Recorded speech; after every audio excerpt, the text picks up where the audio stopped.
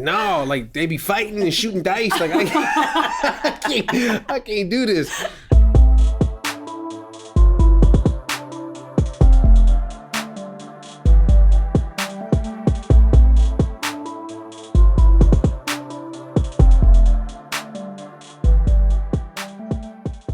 Good morning, afternoon, and evening, ladies and gentlemen, and welcome back to the Fit4Lyfe Lifestyle Podcast. I am Anthony Changes, joined by the fearless ringleader of fitness, Sandy Tachi, and today we've got a special guest in the building, the Sunday Funday routine queen, the Cardi B to my Megan Thee Stallion, and my bootleg bestie above all, Amanda Garcia. I was waiting on the intro, and I'm like, you gotta come correct, and I feel like solid. Yeah, solid. All right, good. I'm flattered. What's hey going guys, on, ladies? I know. What's up? I'm excited to have Amanda on here finally. I know it's been Finally, you make that sound like finally. Yeah, no, like I've been trying to get her on here for quite some time. She's a popular woman, you know. She's very popular. busy. Postponed a few times, but we're here. We made it. We made it. All right, so I'm sure you've seen some of the episodes. You kind of know how we get down when we do these spotlights. Yes. So we ask our guests to kind of share who they are. So give us a little rundown as to who Amanda is, occupation, status. Is you single? Is you not? Well, by the face, I'm sure you're single, but it's okay. So here, Fit4Lyfe coach, personal trainer from home, and then full-time, I'm a physical therapy tech at an outpatient facility in Miramar called Apollo Rehab. Nice. I'm a daughter. I still live at home. I have a brother. And yeah, I think that pretty much sums up like... What are your hobbies? Like, what do you do on your days off for fun? I mean, she has no days off. You're right. All them titles. My bad. Play as fuck up. What do you do even like before COVID? So like, what would be a typical day of like for Amanda? Well, I mean... It sounds kind of cliche, but as a fitness coach, I feel like any hobby has to do with something along the lines of being active. Right. So I would say like if I'm going on an excursion, one of my favorite things, I actually love wakeboarding. Oh, nice. Yes. Never done it from the back of a boat. That's where you're like holding onto the handles, the boat is pulling you, whatever. Yeah. They have a cable park at Amelia Earhart Park in Hialeah. Right. Mm-hmm. So whenever I get the chance, I like to go out there. Bike riding, you got the trails at Markham Park. I like the bike riding. And just anything that has to do with being outside, to be completely honest. I mean, I've seen a lot of beach photos. Yes. So the beach is something beaches on the like beach volleyball. Not that I'm good at it, but that's in there. You don't have to be good at it to enjoy, but yeah, no. I would say just active stuff, yeah. You seem like a daredevil. Skydiving. I've been. Yeah. I've been. She had me at the wakeboarding. Yeah. I'm interested in that. Yeah. Right. No, I went for I want to say my 19th birthday, I did it indoor because I wasn't that much of a daredevil yet. And then the following year, because my dad's been before, so he was like, yeah, I'll do it with you for sure. I'm like, bet. 20, we're gonna do it. And leading up to my birthday, like the week before, he's like, I'm getting old. I'm like, I'm getting old too. Like, you can't bail on me. Right. So how is this news? Finally, like this has been happening. I finally, I was like, whatever, if you're not gonna go, I'm going regardless. I had a cousin who came down from Maryland to do it with me. It's quite the experience. It's not what you expect. I feel like people associate, that with being a daredevil, but it's not even as scary or dangerous as it is going out and driving a car. I mean, I could never see it like that. Yeah, but right. I know everyone's like, oh, jumping out of a perfectly good airplane, like that's gotta be extremely dangerous. But but how many car accidents happen a day and how many skydiving incidents happen a day? Right. Yeah. That's how I convince myself. Jason went for his, I think it was his 40th, and it was like a whole big group. I was pregnant at the time, so I couldn't go, so I was happy to just watch. Right. Oh, y'all getting real close. Y'all getting real close. I know. But I mean, I was like living the excitement of just watching it and being there. Like it was the whole thing from putting on like the gear to getting up on the plane. I was like, this is really cool. I'm like, I'm going to do it one day. Still haven't done it. But Fit4Lyfe, we need to make it a thing. I'm down. I'm so down. Let's do it. I saw it because I was scrolling through all your social media yesterday trying to find questions to ask you. And like I saw that and I was like, look at her, like just out here just flying. I'm sure, yeah. Flying. I'm sure a lot of people would want to do it too, or redo it. Yeah. You know? It's Because like if you fuck up, you only fuck up once. Like, Yeah, you think? Yeah. That's all you got. Oh my gosh, It's no. super. I would recommend it to anyone. But of course, if heights are like not your thing, it's it's probably not for you. not for you. Yeah. I mean, it's Did you do the one here in Homestead or somewhere else? Lewiston. Okay. Yeah. Okay. BFE. So far AF. Yeah. So were you always like an adventurous kid growing up? Because this is real. Like, I mean, about as extreme as it gets for me is jumping out of a fucking plane. I mean, I guess you have to have some sort of adventurous bone in your body to one day want to do something like that. Right. But as a kid, being adventurous is like jumping off of, the second story building or just, doing shit that you're really not supposed to be doing. And yes, I did all of the above. So I guess you could say, yeah, I would call myself an adventurous kid. But as I got older, it progressed. Like the drive to do stuff like that definitely progressed. Yeah. Were you always like athletic, or was it like something that you kind of grew into? Well, I was a quitter when I was younger. So in elementary school, I did soccer for a few years. Mm-hmm.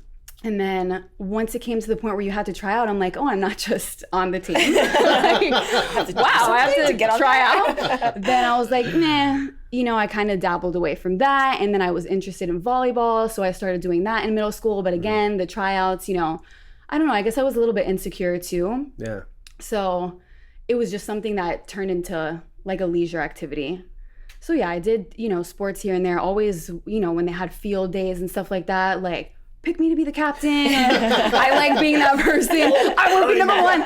Yeah, but as like past middle school, I stopped participating in team sports. And that's when I was like, I want to do stuff by myself. Yeah. Yeah. And what are some of these things that you did by yourself? By myself? Yeah. Well, Your that's individual when I started sports. I started working out in middle school with my brother. Like my brother worked out and I was like, I want to do that too. And that seems like, I could be with you, but I don't have to participate and like, you're not my partner. I don't have to depend on you. Right. Yeah. So I started, working out on my own. I got into like running at Vista View was, I don't know if people, Vista View's gorgeous. Yeah. Vista was like a weekly thing that I started getting into. And then in high school, that's when I really was like, okay, I want to, advance in my fitness. So that's when I started, looking into classes here and there. And then by college, that's when I finally I was going to school at FIU and I joined a CrossFit nearby. So that was like when I finally was like, I enjoy this because I found my home. That was the point in which I was like, okay, I'm committing to something now for me. And was your family, like, is your family a fit family? Like, do they partake in this kind of stuff with you other than your brother? I wouldn't. My dad played baseball growing up his whole entire life. My brother picked up baseball as well. And then by high school, he was doing football. My mom, she's going to kill me when she says that. She did track and, she always goes back to that and is like, yeah, I remember I could have sworn I ran like a 5-minute mile. I'm like, that's not in my genes. So I don't know how true that is. But no, growing up, I would say my whole family was athletic, but it wasn't, my dad was really the one that was like, gung-ho about baseball is life, like die hard type of guy. But my mom, I wouldn't say sports was like her thing. If we never see Amanda again, we know why. She killed me. I don't think my parents weren't athletic at all growing up. Were yours? My parents were, well, not my parents. My dad was athletic. He was in the Air Force.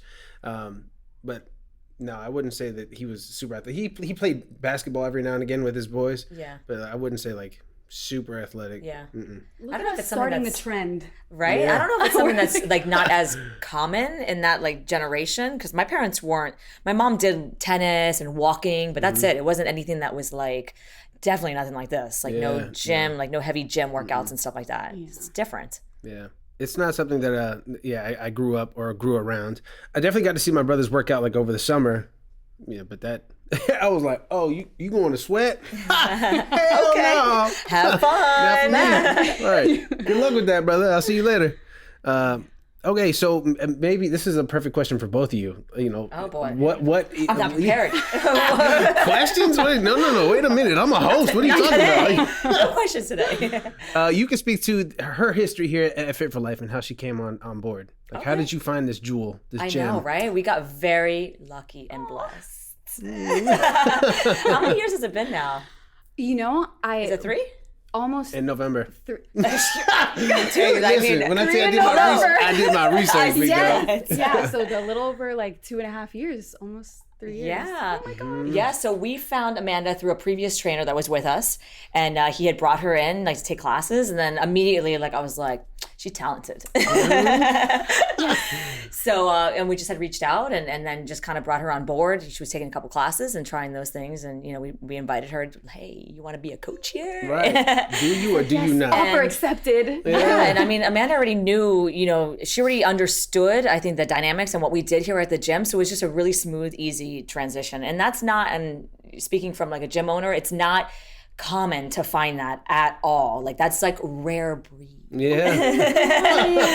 So it's definitely not common to find, and not saying that it's not like you can't train somebody to do that and things like that, but to have it from the beginning is challenging. So so that's, you know, ever since, I mean, she's been with us now for 3 years. I mean, she has her classes. She ain't allowed to go nowhere. She programs her own, you know, routines on her days. And so we have a lot of fun, you know, it's good stuff. Like we have a lot of fun, but not on Sundays. Yeah. Listen, we have a lot of fun when we're not in class. Right? Yeah, it's just get over that hump and then smooth sailing from there. As soon as we get to that cool down period, then it's like, oh man, I love coaching. Right. In the midst of it, we're all, yeah. So how many classes did you take before you were offered a position here? Not many. Yeah, I feel like, you know, I took a handful and it didn't take long for me to be like, so Sandy, when are we getting started? I know, right? Yeah, I think my first class was with Jason, but then you were in the class, if I'm not mistaken. I don't remember. Yeah, there's one of those like, and I remember it was shoulder day. Yeah, you know? And it was when you're like, you know, you go into a class anywhere else when you're not applying for a position, it's like, okay, yeah, you do your best, but now you feel like you have eyes on you. Oh, so yeah. I remember the first class, it was upper body, it was shoulders, and I was destroyed the following day because I'm like, I want this job, so I need to do well. But yeah, no, after like just, they were so welcoming. Like I remember walking up to the Pines location, my friend who was the trainer at the time was just out there by the steps, like just, you know, screwing around with Jason, and they were, you know, having their laughs and stuff. And already I knew like the family atmosphere, that's what, like my first gym was like that, you know? So anything moving forward, I knew that it had to be like that, like a family owned business. Everyone knows everyone. It's not just you're in, you're out. Right. It's not a franchise where the people running it don't really have that attachment like Jason and Sandy. Yeah. And like power to the people who just get in and get out, and that's what they like and that's what works for them. But for me, it's no, I need to know you. I know, it's very different. Yeah. Did you know that Amanda worked for the Orange Place? Dun, dun, dun. The franchise. So she has experience in that too, which is always good to be able to like relate it to, you know, as a business owner, you always are curious to, you know. I worked the front desk. I was there for almost 2 years. And I was offered a position to coach. And again, not knocking anyone, but I still yearned for this. Yeah. So it was... Because you wouldn't be able to create your own classes, right? Over there at Orange Theory. Like they just give you... You just go there, you coach. They tell you what to do, which is probably easier. Right. To an extent, but... Yeah.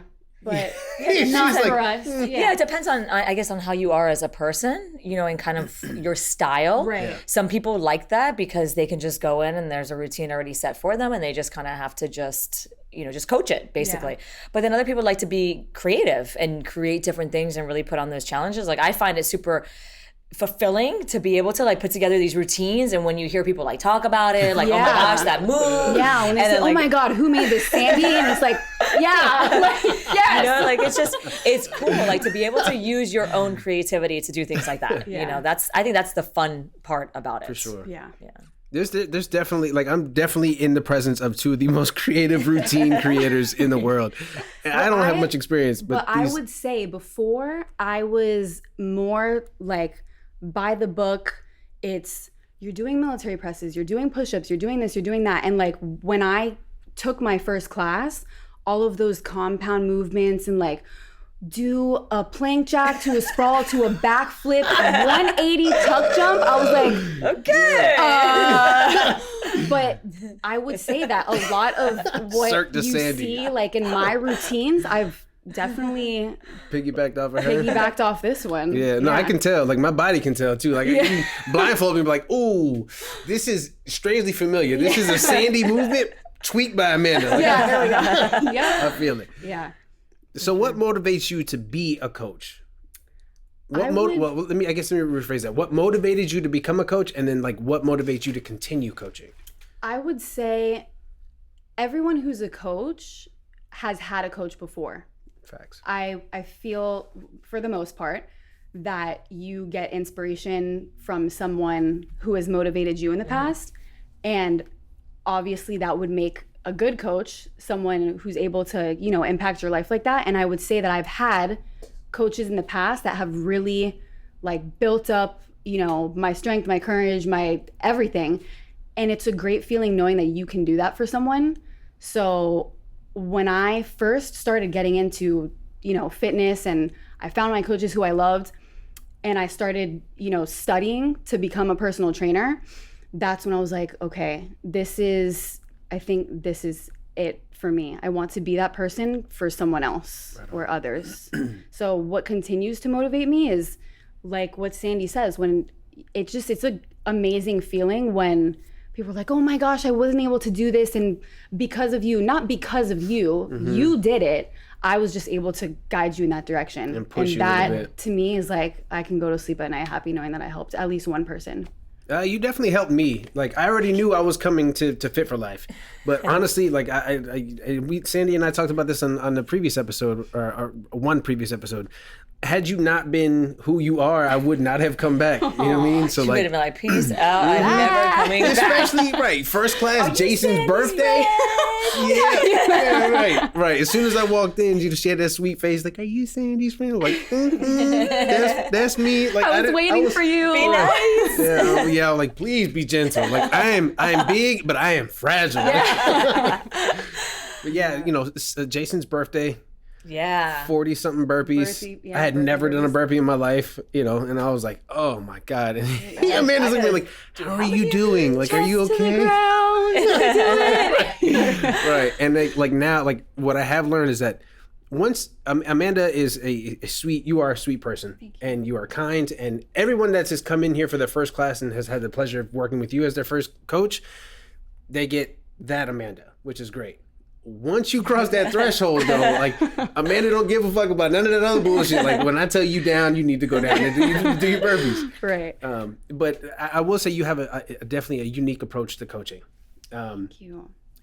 Which is good because you don't want all the coaches to be the same exact way with every person. Right. You know what I mean? Like you got to be flexible. I've seen Amanda go from like, let's all have a good time in class to like, I have to put my foot down and this be is what quiet. Right.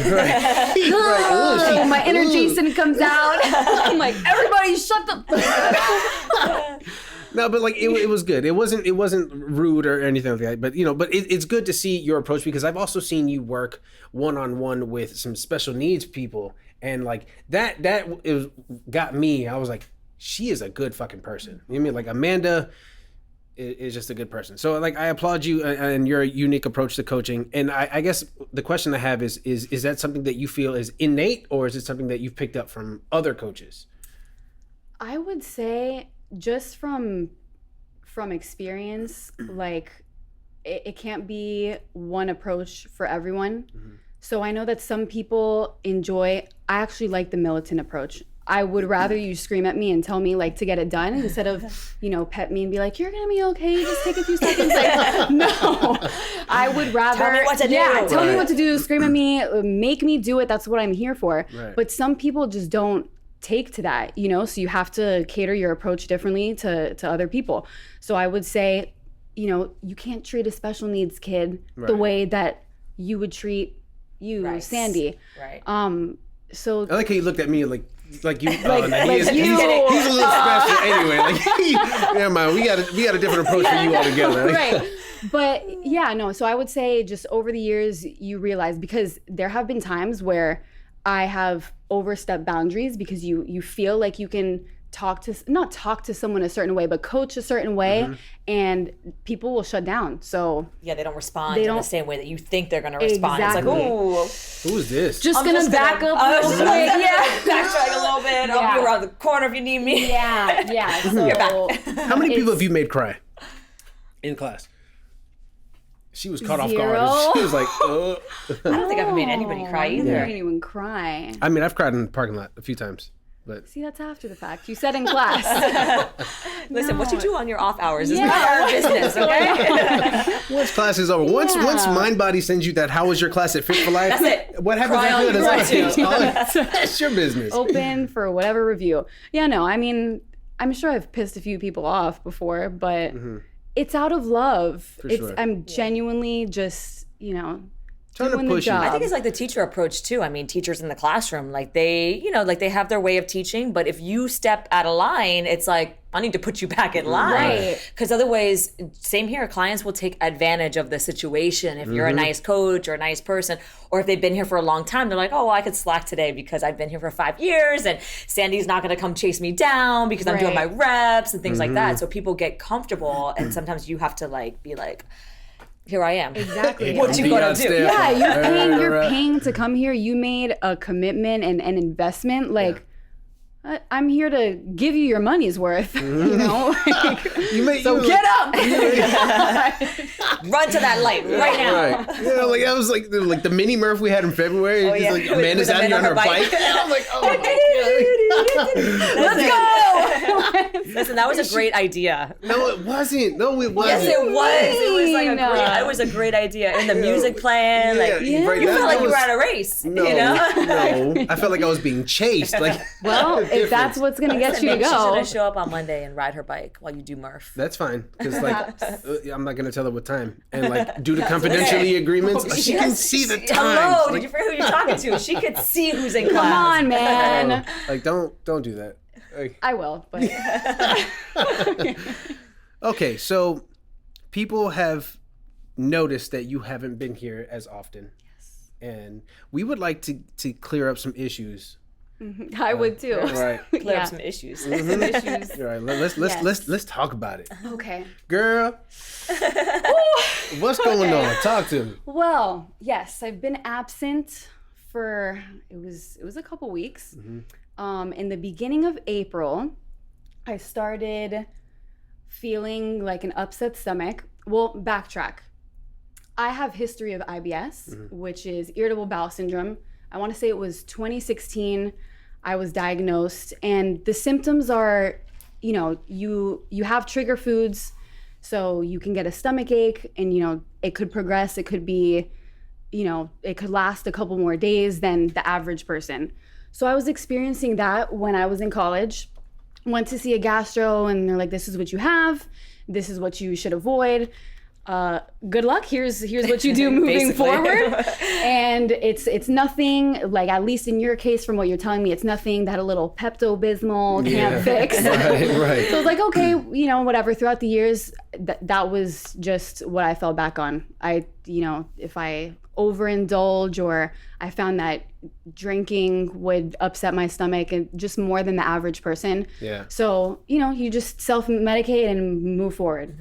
So in the beginning of April, I felt these symptoms, and I was like, all right, again, nothing we can't fix. And it was just offering temporary relief. And a few days later, it was accompanied by like abdominal cramping. Oof. So at this point, I'm like, something is off. Definitely need to get that checked out. And then the cramping turned into blood in my stool. Yeah. TMI. Yeah. But that's when I was extremely alarmed. I was like, okay, I need to get this checked out. I ended up going to urgent care, and because they didn't know what it was frightening. Frightening. They told me, stop taking what it is that you're taking until we figure it out. I'll prescribe you something for the cramping, but in the meantime, while we do your test results, you kind of just got to hold off and pray. Yeah. So that's exactly what I did. 2 days later, I still didn't have the results, and then it was just horrendous. I'm talking like at this point, anything that goes in is coming back out. Yeah. And the cramping was I couldn't even sleep. So I ended up in the hospital. At this point, it's the same thing. You go to urgent care, you go to the hospital, they're going to tell you the same thing until you get the results back. Here's some medication. We're going to treat it like if it's a bacterial infection. In the meantime, try to make an appointment with the gastro. Okay, so I do just that. I confirmed that I could start taking these pills. Sure, let me know how it feels. If you don't feel fine in a couple of days, then we're gonna have to schedule you for a colonoscopy at 25 years old. Yeah. So I'm like, phenomenal. That's where you go in on your back and come out on your side. Yeah, that's hard. So, the week progressed. I'm taking these pills. At this point, it's making me worse. Yeah. So another trip to the hospital because I can't wait on this colonoscopy. They end up doing a CT scan and they confirm that I have colitis, which is inflammation in the colon. Again, here are some pills. Not much we can do until you get your results from the imaging. Did they? Before you go on, did they have you stay on like a clear liquid diet because you had the colitis, or what was the treatment for that? They before they knew it was colitis, it's just assumptions. You have history of IBS, maybe it's a really bad flare up. So it was stick to bland foods. I was like a heavy eater, and I was the type of person that it's a big breakfast, snack, a big lunch, snack.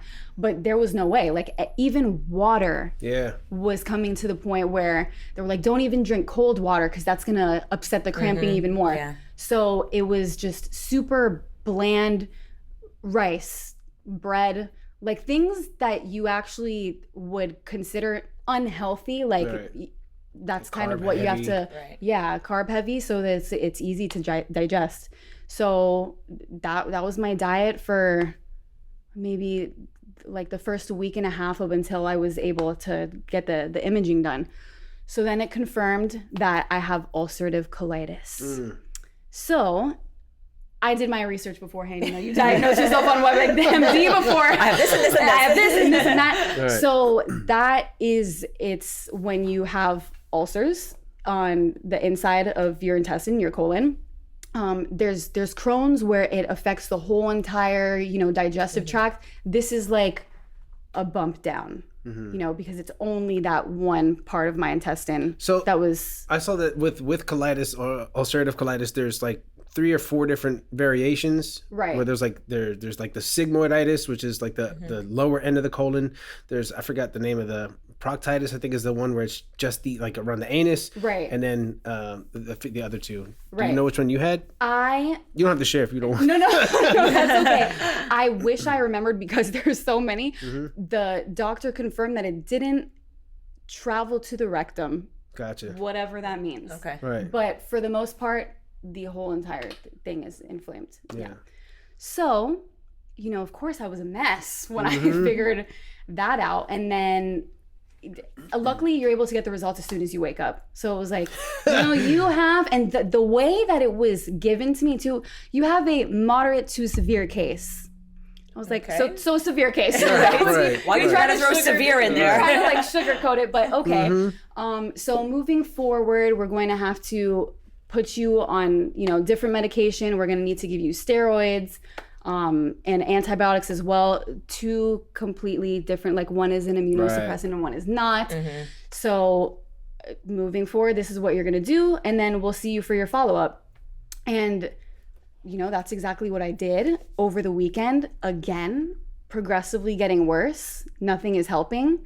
And then after my results came back for the blood test that I had to take afterwards, you actually do have a bacterial infection. So now the question is it a severe case of ulcerative colitis and no pun intended, but just a really shitty circumstance happened to you and it made it worse? Or is it that, you know, you ended up getting this infection, but you do have a mild case and it's going to get better type of thing? So then that was the question. And so just I run the gamut of possibilities. Yeah, right. You know, how do we? Yeah. So it's more than likely that the antibiotics that I was on actually gave me the infection because it is associated to give you the infection that I ended up C. right. diff.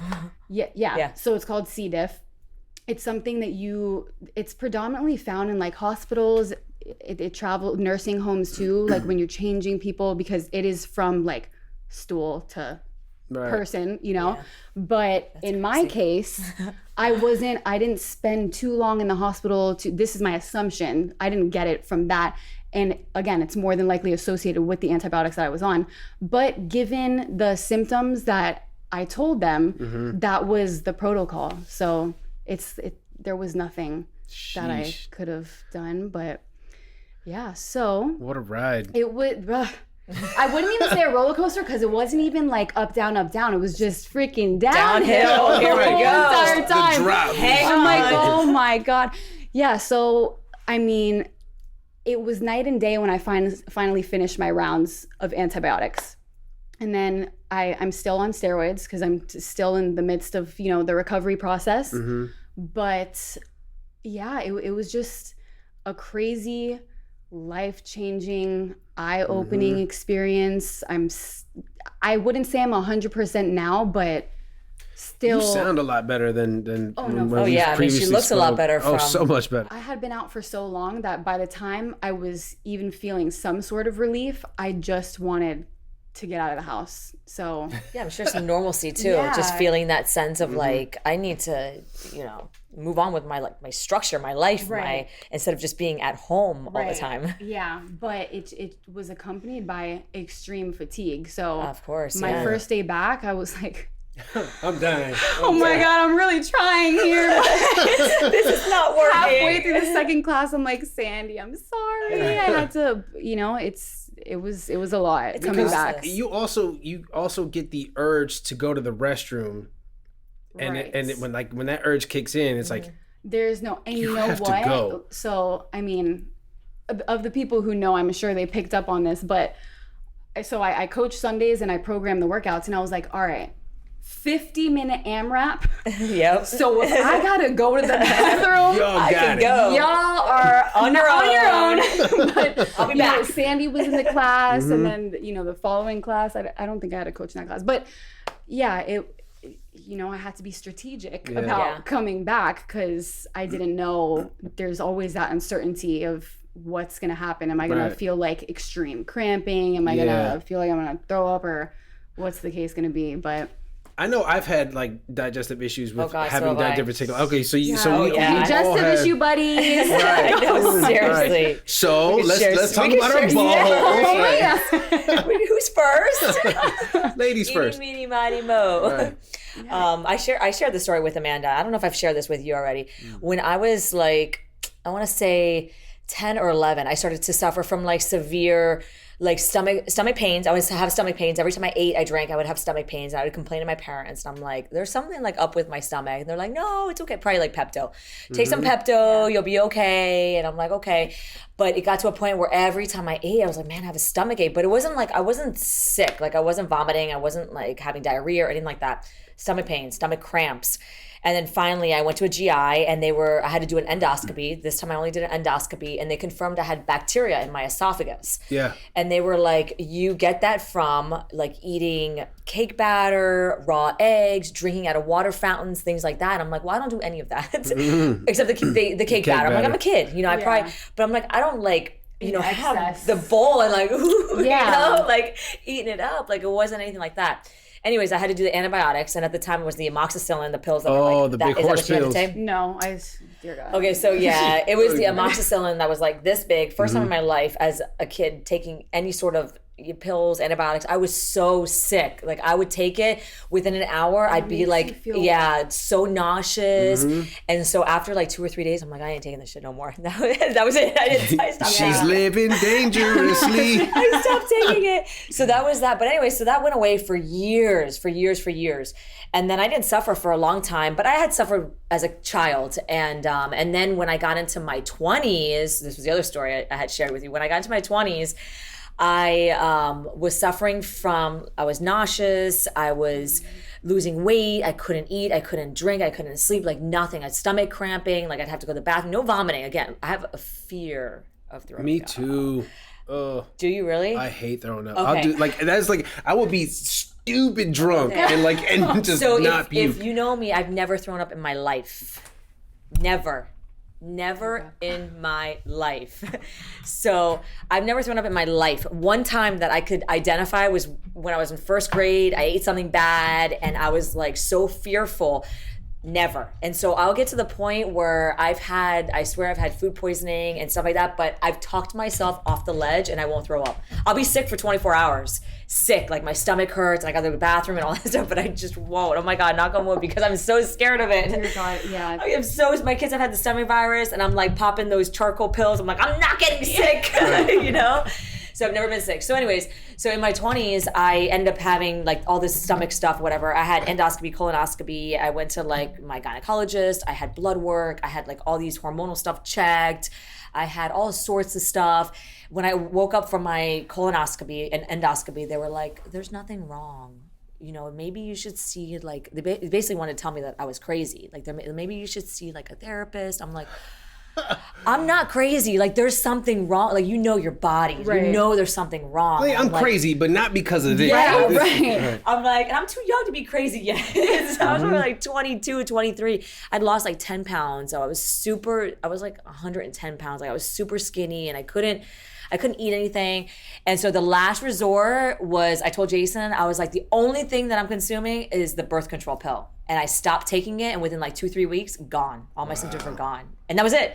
Like nobody could tell me that that's what it was, but I stopped taking it and that was it. So that was my whole issue with the whole stomach thing. But I still suffer from time to time, and I know my limits, and I know foods that I can't eat because I know that it'll really mess up. Certain like raw vegetables will mess up my stomach. So I know what I can and cannot eat. And I also know what I should take. As soon as I start to feel like symptoms, I'm like, all right, this is what I'm taking, you know? And usually I can control it, but diet and exercise has truly like saved my life for sure. 100%. Like it's shifted everything and I've been able to control it and stuff. I know, like growing up as a kid, I used to hate going to the restroom in public. Like you couldn't get me to go number 2 anywhere but the throne at the house. My kids suffer from that. My youngest one. And like I would hold it. Like and like I would be at school all day and stomach ache the whole time, and like I would call and like have, you know, my mom come pick me up early because I just refused. And I gotta go to the bathroom. Yeah, like, go at school. No, like they be fighting and shooting dice. Like I can't do this. But you know, I think that kind of started my terrible journey down this digestive, you know, issues that I've had. And then I remember when I first got my first bout of diverticulitis, and I went to the hospital. Before I went to the hospital, you know, because the large intestine gets really swollen. So that makes going to the restroom extremely difficult. So here I am thinking I'm just constipated. So I start taking a whole bunch of laxatives and trying to get this stuff out. And when nothing still wasn't coming out, then the pain was just too tremendous. And that's when I went to the hospital and they're like, oh, it's just gas, buddy. And that's when I was like, bro, I know this, what I'm feeling, like this isn't normal, you know? So then they finally had me do the whole contrast and whatnot and found out that, yo, yeah, hey, our bad, big dog. Hey, we gonna listen to you next time, but like, it's bad in there. Like, and I had my. I'm sorry. I know. It's funny now, right? Yeah, it's funny. Like I can totally laugh about it now. In the moment, when they're like, "Yo, you're 23, you got to go for a colonoscopy," you know, and like as a straight male, like, "You ain't nobody gonna touch my booty hole." That didn't last long. They were like, yeah, get over that because it's gonna happen, and probably multiple times. I have like pictures of like the inside of my large intestine.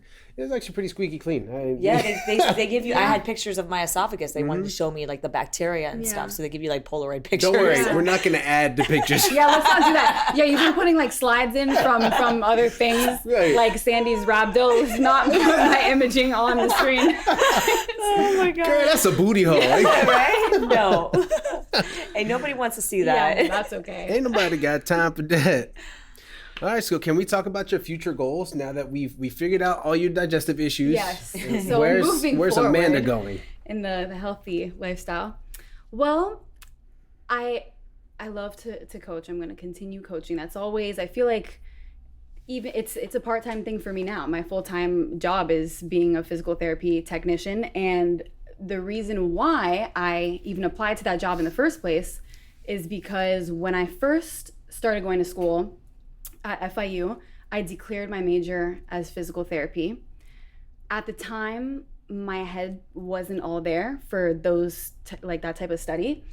So I ended up switching to communications and marketing, which I enjoyed taking those classes, but post-grad, looking for a job, wasn't finding anything interesting to me because everything's, entry level, you're sitting behind a desk and making calls. Yeah, it sounds like spoiled to say, but it's just, it wasn't for me. I didn't want... Not fulfilling, and you're not living up to your potential. Exactly. So, that's when I really started pursuing the training, but it came to a point where I was like, man, why didn't I just go for it in the first place, with a little bit of regret. So I had a friend who's working at this place. I'm like, let me just get my foot in the door. Because again, it could be a thought. Maybe I start working there and I didn't like it at all, and then I was like, maybe let's pull back. I'll try to go again for a communications and marketing job. But no, I found that I really enjoy it. Yeah. Like I love the fact that it goes hand in hand with fitness. Yeah. It's that recovery side of it. We have our recovery specialist, Sean, here, who I've talked to him and his wife about it before when I was trickling back and forth between going back to school for either athletic training or physical therapy. But I finally made the commitment, so I will be going back to school this summer. I have to take all the prerequisites because I didn't take any, only like 3 credits roll over. So it'll take like a year and some change, and then it's a 3-year program. Very solid. So, and then you'll graduate with what? A doctorate in physical therapy. Nice. A doctorate. You do a hair flip for me one time, please. What school are you gonna go to? Well, I want to stay local. So you have FIU, there's UM, there's Nova, there's University of St. Augustine has a campus here in Miami. So preferably those schools. I'll, branch out, maybe apply further north, but I would like to stay here because this is home. Yeah, and you're not allowed to go far. You know what I'm saying? Yeah. So schools in South Florida for sure. Yeah, nice. Nice. Yeah, I've been toying with the idea of going back to school as well. We've talked about this. I think all 3 of us are like, right? Yeah. So like our buttholes hurt, and we all want to go back to school. we are on the same page. Yep. We're gonna share our planners. Right. Yeah, man. It's a difficult decision, especially since you've already been. Yeah. And I was the type of person, I finished early and I was like, I'm never going back. And my parents were like, okay, we'll see what happens. Everyone, you'll get to a point because again, they saw like you're not finding anything that you're really passionate about with the degree that you came out with. So it's only a matter of time. Either I load up like on certifications to further like my fitness instructing and stuff like that, or go get the real deal DPT. So yeah. Hey, but it's good that you're doing it now versus another 10 years. Right. I feel attacked as fuck. Listen, I'm older than you, okay? I feel attacked as shit. Yeah, and that's the thing too, is that, okay, 25, I'm not old, but you obviously compare and you see your peers out here and they're doing well for themselves, and it could be discouraging thinking like, man, I have a year of prerequisites, I have another additional 3 years of living at home with my parents. No, who knows? But you know, it's by the time I'm done, I'll be like, you know, 30 years old, and you have therapists now who are my age because they got started at an earlier age, but everyone's on a different path. Absolutely. Right. So you can't. Some people go back in their 40s. Right. You know, and you know, happiness doesn't have a timeline. Right. Change that whole career. Yeah. Yeah. You're right. It doesn't have a timeline. No. You gotta just do you gotta things do in your what's own right time. for you. And right, exactly. And like things happen, I feel, exactly when they're supposed to. Exactly. You know, so like I didn't jump into my fitness journey until later in life, but I also wasn't ready. So like I reached out to Sandy a couple of times and was like, I think I want to join. I do it, and then I'd fall back into the shadows. Yeah. But it wasn't until I was like, I know that this is what I need, and I was able to do it. So I applaud you for finding that strength to say, you know what, like this is what I'm going to do. Because I saw one of your recent posts, and I say recent, it was probably within the last 3 months. I said like, you know, you could start a program at 28 and think, oh, you know, but I'm not going to finish until I'm 32, you know, but even still in 4 years, you're still going to be 32. Right. So why not? Regardless. Facts. Yeah. Right. So what? Time is going to go by anyway. Exactly. What you going to do at that time? Exactly. Not burpees. At least not the whole 4 years. Along the way, you will. Along the way, you Some will. burpees, but not like burpees the whole time for 4 years. Right. All right. So we have reached the end. No, not the end. Oh, we're like the final chapter. Yeah. Now we a little strapped for time. I mean, we pushing some decent time right now. Yeah. Okay. We are at the point now where we bring in burning questions. This is something we've never done before. Oh my goodness. Oh my god. Oh my god. Okay. All right. So the first question. There's 5 of them. What's something people seem to misunderstand about you often? Misunderstand. I feel like my initial reaction to that would be, I've been told that I have RBF. Yeah. Okay. For those of you who don't know, it's resting bitch face. So I appear as though I'm not approachable, I guess. I don't know. But I would consider myself an introverted extrovert. That's like my bio on my Instagram. Yeah. And people are like, what the hell is that? On Tinder, stop playing. Yeah. No, not quite. But I would say that maybe I would consider myself an approachable person. If you talk to me, I'm not going to ignore you. I'm not going to shut you out. But you do get the real me as you get to know me. And by that, I mean, you know, I'm not going to be bouncing off the walls the second that I meet you. But once we're there. Yeah. Right. You can't get, okay, stop. Yeah. So I would say, you know, I have my balance. I have my days where I prefer to be by myself. And I have my days where I prefer to be social. So people could get that confused on my days of being antisocial, being a bitch, but yeah, no, I would say that's what's misunderstood. But once you get to know me, you know, it changes. You're a sweetheart for sure. Like I've seen like that face that you're talking about in class. Like, you know, I'll say something and you just. And I'm like, but like I know it's a joke because I know who you are. Right.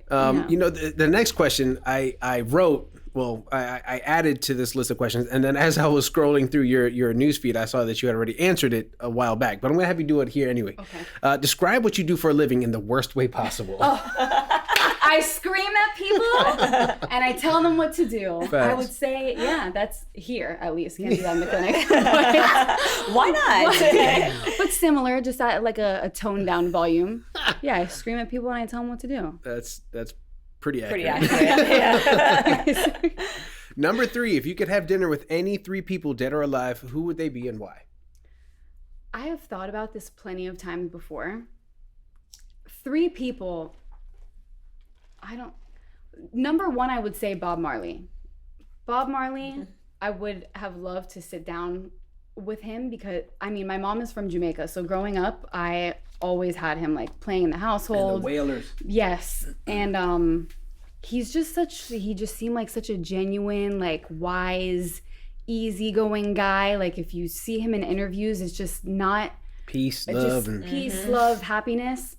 So I would like love to sit down with someone like that. And I guess the other 2 people would have to be my parents because if I didn't invite them, they would be upset. Yeah, we wouldn't have Amanda for much longer. Yeah. Right. Yes. Okay. Number 4, regarding health and fitness, what is one thing you wish people knew more about? This is one that I constantly have to explain to my clients. And I would say understanding that point where you hit the plateau. So that's a lot of people have an issue, you know, coming into fitness if they're unaware. They think that it's always going to be like steady progress. And you're gonna have your ups and downs. You know, you come in here and you have a goal in mind, and that's great, you should.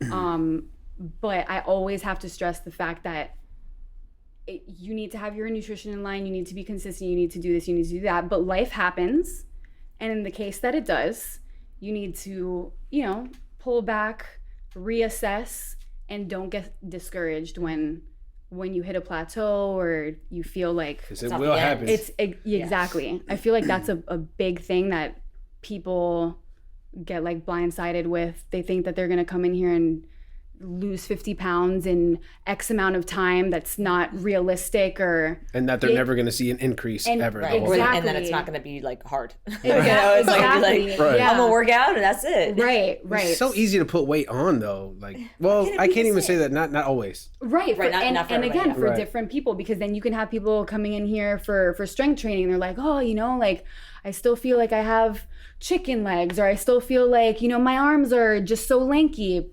It takes time. Oh yeah. It takes time. For sure.